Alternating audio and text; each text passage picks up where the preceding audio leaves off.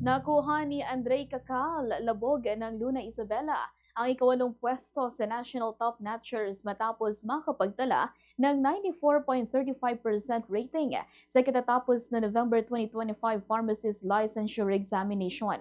Sa panayam ng Bombo Radyo Kawayan kay Andre, sinabi niya na labis ang kanyang kasiyahan dahil hindi lamang siya nakapasa, kundi nakapasok pa sa top notchers. Aminado siyang hindi niya ito inaasahan lalo na't hindi naman siya nagtapos na may Latin honors. Gayunman, iginugol niya ang kanyang oras sa pagre-review kaya sa pre-boards sa review center ay nakakapasok siya sa top 10. Isa siya sa mga naging pagsubok sa kanya ang mental fatigue dahil sa dami ng impormasyong kailangan niyang aralin.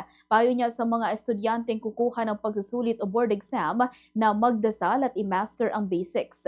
Inhalimbawa niya ang pagpunta niya sa St. Jude kung saan siya taimtim na nanalangin, nagsindi ng kandila at nagsulat ng liham bago mag-exam. Ganito ang bahagi ng pahayag ni Andre Cacal-Labog. Dapat you need to believe in yourself at maging responsable po sa pagre-review. Kailangan ilaan talaga yung oras for review, ilaan yung oras at don't forget din po na mag-rest po during